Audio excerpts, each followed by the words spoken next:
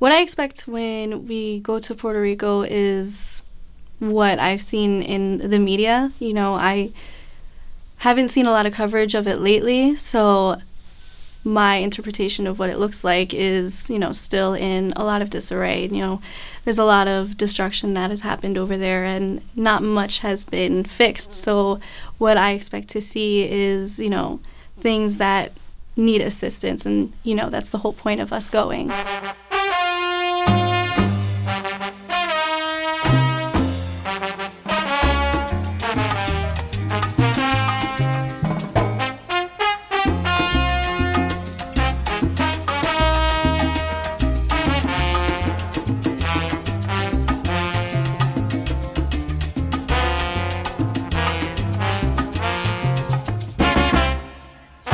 Todo tiene su final, nada dura para siempre. Tenemos que recordar que no existe eternidad, como el lindo clavel. When I found out that NJCU was coming to help out Puerto Rico and bring missions, I was very happy. It sort of touched me because not a lot of people in Puerto Rico went to NJCU, so having our little university coming to Puerto Rico and impacting for example, my hometown that you guys are in Rio Piedras, so I felt very proud and very excited for you guys and for me too. I hope to, like, I don't know, just be a part of like something beautiful, because I walk around the street just seeing the people, like how amazing they are and so welcoming they are. I want to do that for like all the people, not just for them, but like all the people I come across in the future.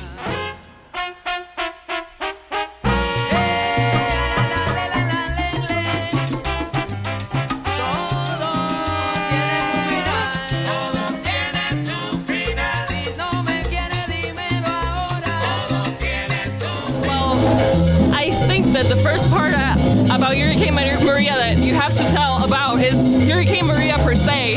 I was scared to death. I'm 20 years old, so I have never experienced a hurricane before. We were not prepared for this, and Puerto Rico was not prepared before for anything at all, because we had economic crisis and our infrastructure is not prepared for having natural disasters.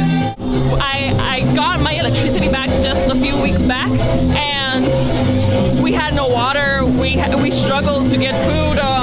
We struggled with my grandparents. My grandparents, both of them, have Alzheimer's, and they live with me. So we needed electricity. We needed food. We needed power. We needed water, and it was very difficult for us. Yeah, well, there were a lot of diseases that rose after Hurricane Maria, and we were very scared, and we lived in constant fear that we're gonna get any of those diseases. I mean, it was a lot of details that changed our life, and even our humor changes. All the memes in Puerto Rico right now are about Hurricane Maria. I mean, everything in our lives changed because we were not prepared. The government does not support us as they should, and the government of the United States doesn't either. Say it loud and there's music playing. Say it soft and it's almost like praying. So the communities that we're working with are very like low-income communities. So like a lot of the places that the government is trying to like push out or kind of disenfranchising in need a lot. So I hope to impact those communities, but more so to let them know that they're not alone and they're not forgotten. A lot of the things that you've seen in the news are devastating, but then it's kind of like pushed away and new things are talked about, and I personally just wanted all the people to know that we're here for them and we're here to help. And so I didn't think it was that bad before I came here. I thought there was a bit of an exaggeration with some of the stories. And you know, there's a lot of not trustworthy news sources out there, so I didn't know what to believe. When you get here and you hear the stories from people and you physically see the problems that Hurricane Maria caused, that's when you're like, oh wow, it is that bad. They do need our help.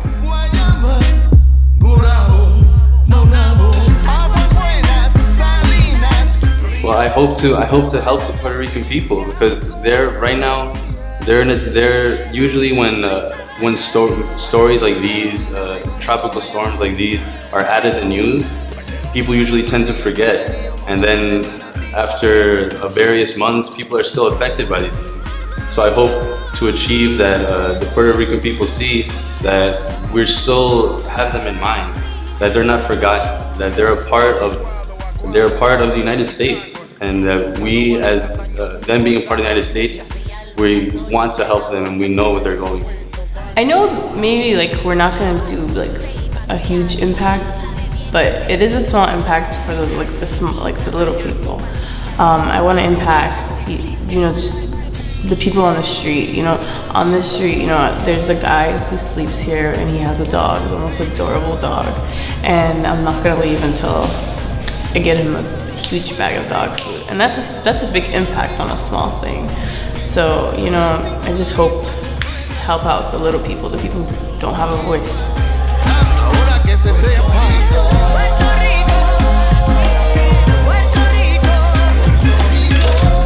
Part of what I loved about working with the kids in NJCU was how diverse the group was. You can see people from all walks of life, from different cultures, speaking different languages, but at the end of the day, they all communicated in the most effective way possible, and they all treated each other with so much respect, love, and admiration that they really did work in such a fluent way that it really proves that culture and languages aren't an obstacle, if not the determination to just want to help people just really unifies everybody. And I think that NJCU and the students really represent how important it is to accept everybody and work together for the common good. One of the takeaways that I will take is not only the students were amazing, but the staff. It shows the value the university puts into hiring the staff that we have for services. It shows the character of the staffing at NJCU that not only want to help students succeed, but also provide them with the skill sets or humanistic skill set that we need in the real world. Especially today when students are all high-tech on social media and technology and text messages. Puerto Rico was a perfect example of when you don't have technology, you have to start talking to your neighbor and talking to people around you.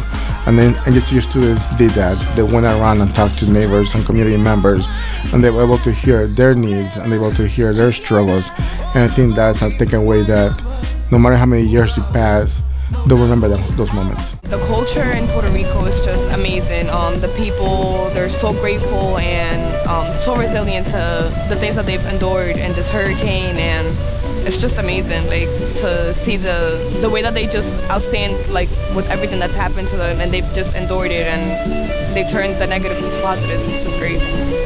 Oh, I thought the students were excellent. I mean, the fact that the students gave up their own personal spring break to go and do community service in an island like Puerto Rico where power can possibly go out or what have you, I mean, that says a lot about our students. I think our students are the type of students who understand what it's like to have obstacles be in their way, and I think that's part of the reason why initially they even wanted to do this from the bottom of their heart. So I feel that them going to Puerto Rico to do this showed their initiative, showed their teamwork. I was extremely proud to say that these were students from the university that I work at, and so I think that they were definitely able to see life differently, from a different perspective moving forward after everything that they've experienced that week. And I think it showed them to have a real true appreciation of life in general and the blessings that they already have. I would recommend it. It's always life-changing. You come back with a new perspective on what to deal with things that you don't have. Like in Puerto Rico, unfortunately my phone fell and I didn't have a phone. I was a bit mad, but I understood at that moment that a lot of people in Puerto Rico didn't have, electricity, water, and I was like, it's just a phone.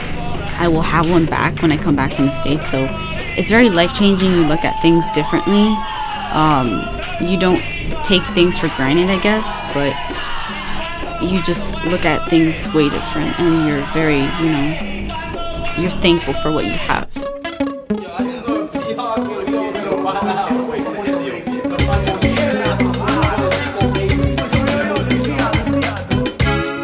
A Puerto Rico de nuevo quiero volver, con mi familia estar de nuevo otra vez, con una boricua quiero bailar y gozar, ir para todos los pueblos en mi bachata cantar. I feel like we're bigger than friendship. It's a family. We all bond.